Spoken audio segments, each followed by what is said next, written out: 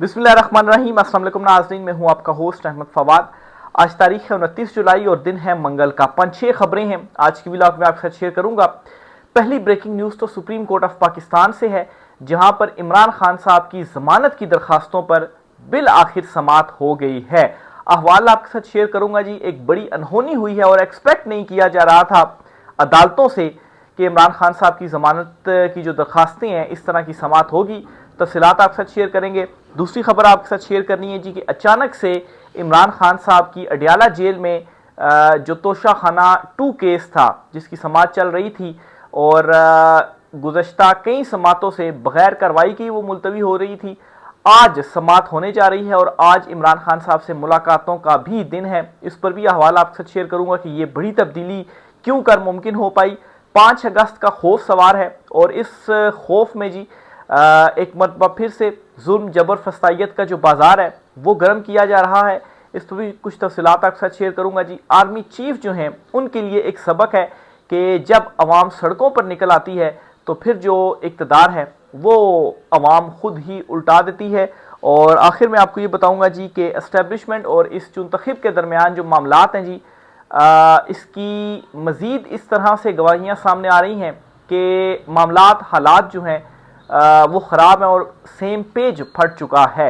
आज एक और बड़ी गवाही सामने आई है जी। नदीम मलिक साहब जो हैं वो राना सनाउल्लाह के सामने बैठकर उनको ये कहते हैं कि चीनी स्कैंडल में आपके एक वज़ीर मुलविस हैं। तो जब इस किस्म की खबरें आए तो फिर समझ जाएं कि सब अच्छे की रिपोर्ट नहीं है और ये पहली खबर नहीं आ रही। इस हुकूमत के अगेंस्ट मुसलसल ये जो खबरें हैं, इनके जो स्कैंडल्स हैं वो सामने आ रहे हैं। इस पर भी कुछ तफसीलात आपके साथ शेयर करूंगा। पहली खबर तो जी इमरान खान साहब के केस के हवाले से है।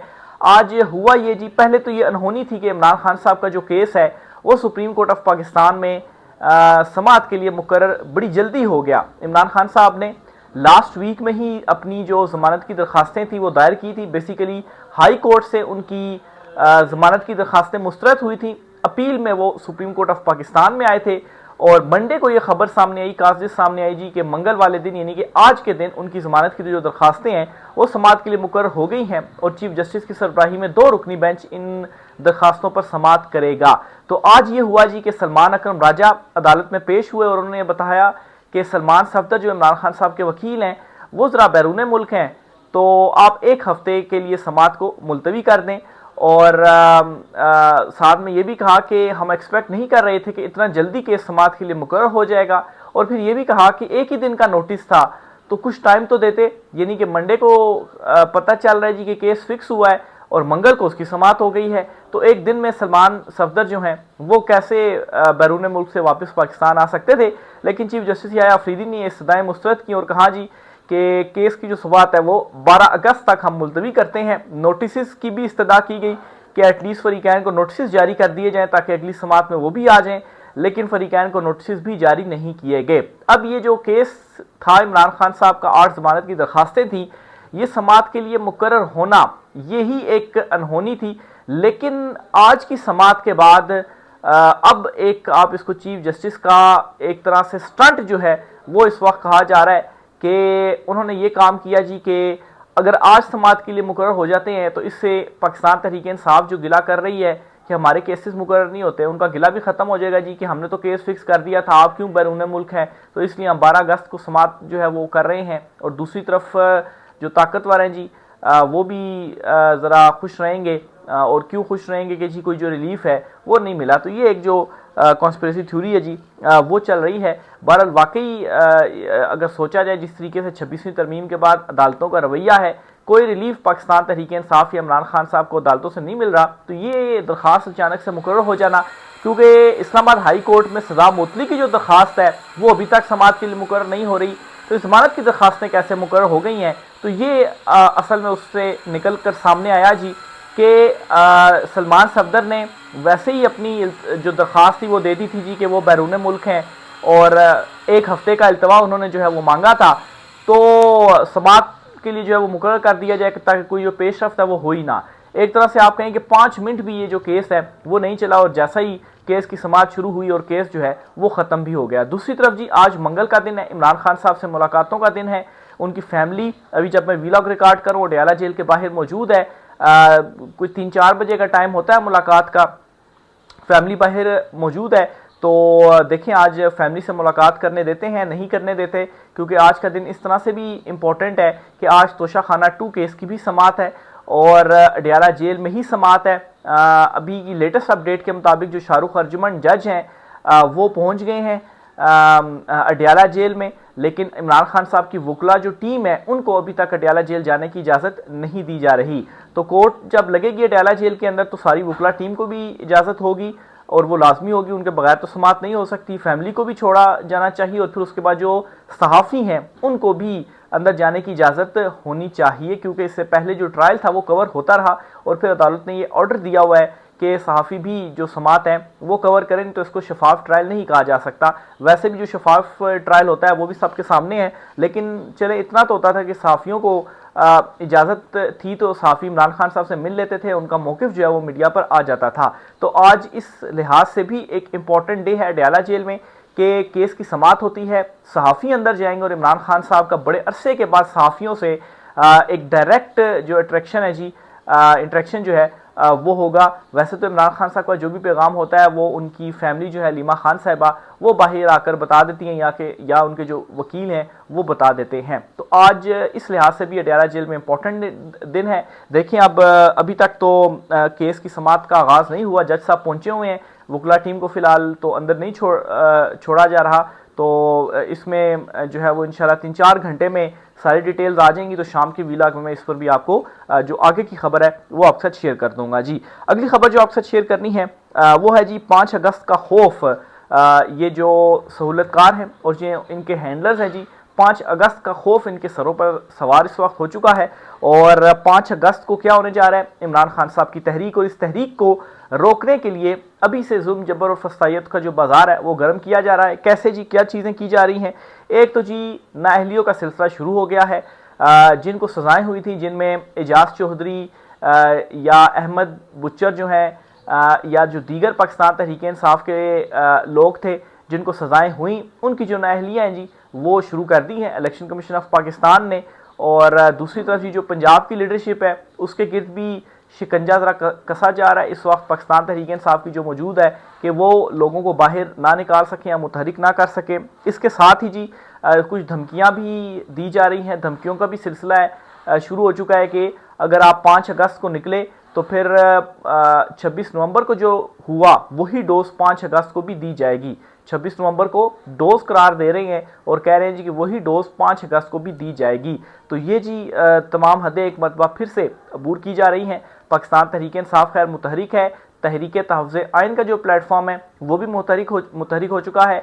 31 जुलाई और 1 अगस्त को 2 रोज़ा कॉन्फ्रेंस होगी और इस कॉन्फ्रेंस में लाहे अमल तय किया जाएगा कि 5 अगस्त की जो तहरीक है उसका लाहे अमल क्या होगा, किस तरह से उस तहरीक को आगे बढ़ाना है।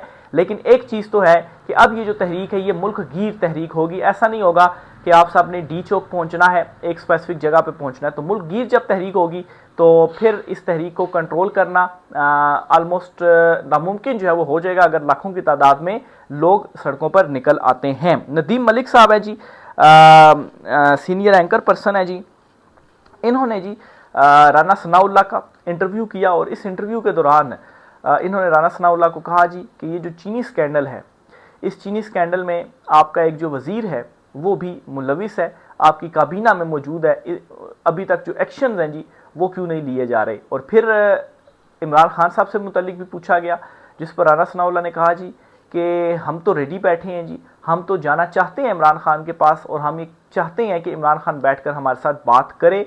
और यहाँ तक भी कह दीजिए कि अडयाला जेल भी जाने के लिए तैयार है अगर इमरान खान साहब जो हैं वो हमसे मिलें और हमारे साथ बैठकर बातचीत करने के लिए तैयार हो जाएं।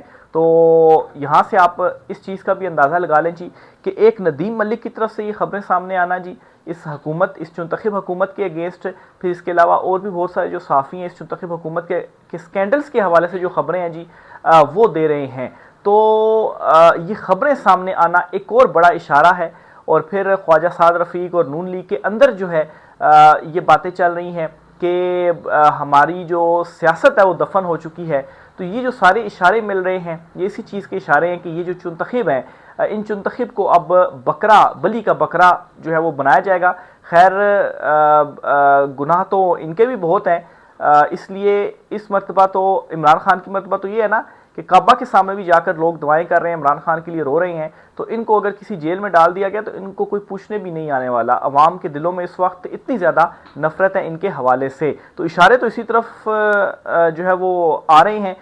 लेकिन देखें कि अगर ये काम किया जाता है, मलबा डालकर कुर्बानी जो है वो इनकी कर दी जाती है, फिर अवाम में अपने हवाले से एक पॉजिटिव पर्सपेक्टिव जो है एक बयानिया बिल्डअप किया जाएगा, देखिए जी हमने तो फिर सारों को ही लटका दिया, सारों को ही सजा जो है वो दे दी है, तो क्या उसमें कामयाबी मिल पाएगी या अवाम के दरमियान वापस वो मकबूलियत जो है वो हासिल कर ली जाएगी या एक पॉजिटिव इमेज जो है वो अपनी बना ली जाएगी? मेरे ख्याल से तो अब ऐसा मुमकिन नहीं रहा, क्योंकि सारे पर्दे अब उठ चुके हैं और अवाम को पता है कि असल में इख्तियारात किसके पास हैं और असल में कौन जो निज़ाम है, जो सिस्टम है, उसको कंट्रोल कर रहा है। अगली खबर जो आपके साथ शेयर करनी है जी, वो है मिस्र के आर्मी चीफ के हवाले से जी। बल्कि उससे पहले आपको बताता चलूँ कि पाकिस्तान तहरीक इंसाफ केपी की जो तंजीम है, इन्होंने फ़ौज का कबायली इजला से इनखला का जो मुतालबा है वो कर दिया है। अच्छा, एक तरफ ये मुतालबा सामने आ रहा है कि जो फ़ौज है वो कबायली इजला से इनखला करे, और इससे पहले वो तीरा में जो एक वाक़या हुआ और फिर उसके बाद बाजोड़ में जो ऑपरेशन है जी, वो फौजी ऑपरेशन जो है वो शुरू कर दिया गया है। और फिर अली अमीन गंडापुर के हवाले से भी ये खबर सामने आ रही है जी कि वो एक करारदाद पेश करने जा रहे हैं असेंबली में, जिसमें अपने सूबे से फ़ौज जो है वो उसके इनखला के हवाले से वो करारदाद होगी और उसमें कुछ दिन दिए जाएंगे, इतने दिनों के अंदर आप जो फ़ौज है जी वो सूबे से निकल जाए, क्योंकि ज़ाहिर सी बात है केपी जो सरहदी एरियाज़ वगैरह हैं, जैसा कि तीरा हो गया, इवन के बाजोड़ या बन्नू, ये जो एरियाज़ हैं या सवात वगैरह हो गए, तो यहाँ पर जो एक कंट्रोल भी है और फिर उसके बाद जो आपसी इख्तलाफात वगैरह भी चल रहे हैं इवन के इलाके के लोगों के साथ भी, और जो आए रोज़ जो चीज़ें रिपोर्ट भी हो रही हैं, तो इसी तनाजुर में ये जो मुतालबा है जी वो किया जा रहा है। तो एक यहाँ पर भी जो बड़ा क्लैश है वो अब नज़र आने लग पड़ा है, क्योंकि दूसरी तरफ मोहसिन नकवी ये कहते हैं जी, जो उन्होंने एक ट्वीट भी की थी जब अली अमीन गंडापुर ने कहा था जी कि कोई ड्रोन अटैक नहीं होगा, हम देखेंगे, तो उस पर मोहसिन नकवी ने उनको ये ट्वीट की थी जिससे ये तासुर था जी कि हम तो करेंगे और हम तो नहीं जाएंगे, तो आपने जो कुछ करना है तो कर लें। अब देखिए अली अमीन गंडापुर इस मामले के ऊपर कितना जो स्टैंड है वो लेते हैं, क्योंकि जो केपीके के अपने लोग हैं, जो वहाँ पर जिरगा के जो एक कायदीन हैं, उनकी जानिब से तो ये स्टैंड ले लिया गया है, और ख़ास तौर पर ये अब पीटीआई खैबर पख्तूनख्वा की जो तंजीम है उनकी जानिब से ये मुतालबा करना कि फ़ौज जो है वो कबायली इजला से इनखला करे। तो केपी के अंदर भी आने वाले जो दिन हैं वो बहुत ज़्यादा इंपॉर्टेंट होंगे, और प्रेशर जो है वो हर तरफ से बढ़ता जा रहा है। केपी से तो बहुत ही ज़्यादा प्रेशर है, इवन के पंजाब और दीगर सूबों से भी अवामी सतह पर प्रेशर बढ़ता जा रहा है, और आलमी सतह पर भी जो कोई सपोर्ट है वो नहीं मिल रही, और ऊपर से जो चुनतखब हुकूमत है इसकी जो नाअहलियाँ हैं, उन नाअहलियों की वजह से हालात मईशत के भी मज़ीद बिगड़ते ही जा रहे हैं। आखिर में जी आपके साथ जो खबर शेयर करनी है वो ये है कि मिस्र में फौजी आमिर के खिलाफ अवाम सड़कों पर निकल आई। मिस्र पर कई सालों से काबू फौजी जनरल ने तमाम सियासतदानों को जेलों में कैद कर रखा है। आखिरी इतलात के मुताबिक फौजी जनरल सरेंडर करने को तैयार हो गया है। तो ये मिस्र है जी, जहाँ पर जो फौजी जनरल था जी उसकी जानिब से आप यूं कहे जी कि मार्शल लॉ लगाया गया, और उसके बाद इक़्तिदार के ऊपर कब्जा किया गया और तमाम सियासतदानों को जेल में जो है वो डाल दिया गया। तो असल जो हाकिम है किसी भी कंट्री के होते हैं वो उनकी अवाम ही होती है जमहूरियत में। तो जब अवाम सड़कों पर निकलती है तो फिर आपका जो तख्ता है वो उलट दिया जाता है और आपको घर जाना ही जाना होता है। आप ताकत के ज़ोर पर, आप जो है वो बंदूक के ज़ोर के ऊपर आप ज़्यादा देर जो हुकूमत है या इक़्तिदार है उसको नहीं संभाल सकते, और अवाम जब निकल आती है, लाखों की तादाद में जब लोग निकल आते हैं तो फिर आप उनको कंट्रोल नहीं कर सकते हैं। तो इसीलिए तो इमरान खान साहब भी ये कहते हैं जी कि जब लाखों की तादाद में जब तहरीक एक बड़ी तहरीक में तब्दील होगी और बड़ी तहरीक चलेगी तो उसके बाद ही इमरान खान साहब की जो रिहाई है वो मुमकिन हो पाएगी। अदरवाइज़ कोई प्लान नहीं है कि इमरान खान साहब को रिहा किया जाए, क्योंकि इमरान खान डटे हुए हैं और दूसरी तरफ भी जान पर बनी हुई है कि इमरान खान साहब को अगर छोड़ दिया तो फिर उसके बाद हमारा क्या होगा। हम तब भी बचे रहेंगे जब तक हमारे पास इक़्तिदार है, इक़्तिदार नहीं होगा, ताकत नहीं होगी, तो फिर उसके बाद हमने जो है वो अंदर ही होना है। तो बहरहाल जी आखिरी इतलात के मुताबिक उस फौजी जनरल जो है वो सरेंडर करने को लिए तैयार हैं और उनकी जो टीम है। तो ये जी कुछ इंपॉर्टेंट डिटेल्स थी, कुछ सबक आमोज चीज़ें भी थी। राय का साथ कीजिएगा। आज की व्लॉग से इतना ही, इजाज़त दीजिए, अल्लाह हाफिज़।